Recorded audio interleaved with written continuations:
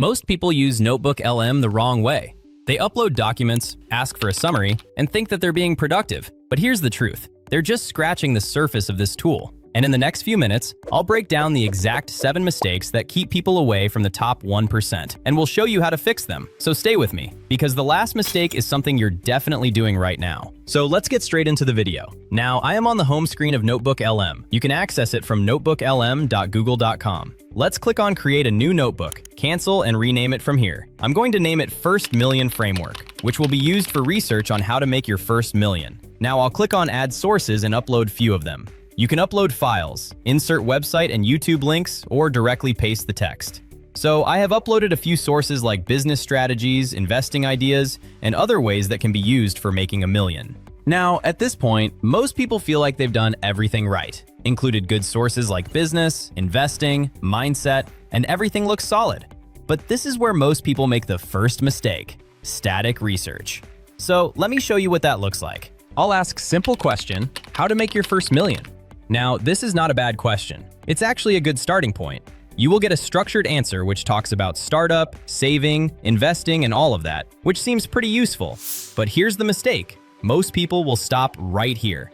They will read this response, maybe feel a little productive, and close the notebook. They treated it like a one-time answer machine, but the real research is never static. Watch what happens when we go one level deeper. Now I will ask questions like, where do these sources disagree? What risks are under-discussed? What assumptions do they all share? Now, when it answers these questions, you can see that it's getting interesting. I can see a contrast between speed of accumulation, risk appetite, and role of education.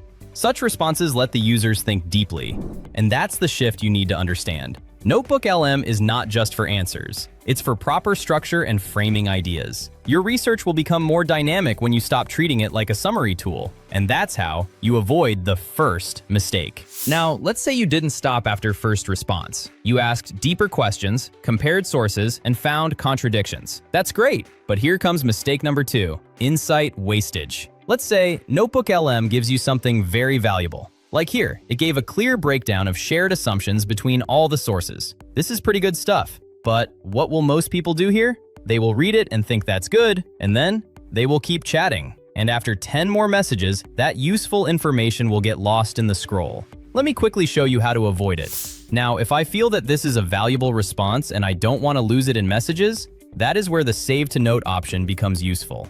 I'll click on it, and you can see it has been added in the Notes section. Now, this insight isn't floating in chat history. It's properly organized and accessible, and that changes everything.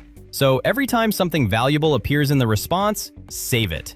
That's how you stop wasting important insights. Now, mistake number 3 is something most people don't even realize they're doing. It's called open context, which means that they will keep all sources active all the time, even when the question belongs to just one source. For example, we added a YouTube case study about someone who built an app and made $1.4 million every month at the age of 18. If I want to analyze his strategy, I do not need an answer from any other sources. So if I ask what specific decisions helped this creator build his app to generate $1.4 million, I will uncheck all other sources and just keep this one active and enter. I will then read the response and can easily spot the difference between blended thinking and precise thinking. And once you start controlling the active sources, your answers become clean, sharp, and more useful. But even if you control the context perfectly, there's another mistake that can ruin everything, because it happens even before you ask any question. And that 4th mistake is called file overload. Now, this is not about active sources. It's about how many sources you upload in your notebook in the first place. People think that adding multiple sources will give a better result, so they will keep adding everything related to money. They will add maybe something like crypto articles, real estate blogs, motivational posts, and think that more data equals smarter thinking. But that's not how this works. NotebookLM is designed to reward relevance instead of volume. Let's say if I start adding unrelated or low-quality sources to this notebook, it will lose its center. So, before you upload any random stuff, ask yourself, does this thing add actual depth to your notebook, or does it just increase the volume of the sources? So we've talked about controlling the context, we've talked about file overloading, but even if you upload the right files, there's another way people slowly ruin their research, and that does not happen instantly. It happens over time. Which brings us to mistake number 5, and that is notebook chaos. This is when your notebook loses its real identity. You usually start with a clear goal. But as weeks go by, you keep adding new angles, new ideas, new directions, and slowly create chaos in the notebook. Right now, this notebook is focused only on one thing, which is how to build your first million. But if I start adding or asking crypto trading strategies or real estate research, this notebook will slowly become unclear. So instead of mixing everything together, you can create separate notebooks, where each notebook has a clear goal. Now, mistake number 6 is unverified answer. And this one is really dangerous, because NotebookLM sounds very confident. It writes and explains everything cleanly, and this can trick you into trusting everything instantly. The whole advantage of this tool is that it shows you where the information comes from. So if you're not checking citations, you're definitely missing half of the tool. Now, see these numbers at the end of each sentence? These are citation markers. If I click this, it shows me the exact source where this information came from. I can verify and see if it referred to the correct source or not. Now we come to the last mistake, and this is the one most people never realize they're making. This mistake is called studio automation. Look at the right side. NotebookLM has this powerful studio section. You can access it by clicking on the Expand Studio Panel option. Here you can generate audio, video, mind map, quiz, flashcard, report, and infographics for your research. And most people do use it, but they never customize it. So let's try this. I will first show you what it creates with default settings. I'll click on infographic and wait a few seconds for it to generate. Now here we go. You can see that it gave a blueprint of financial freedom. It talks about the mechanics of net worth, assets and liabilities, difference between wealth and income. It says to invest $3,000 every year from the age of 20 to yield approximately $1 million by the age 65. And I feel that this information is a little overwhelming and may not be useful to present anywhere. And most people face the same thing. They see whatever it generates, maybe it's a hit or a miss, and then they move on. But this pencil icon right here, it changes everything. See this? It asks you the preferred language, the orientation, and the level of details in the graphic.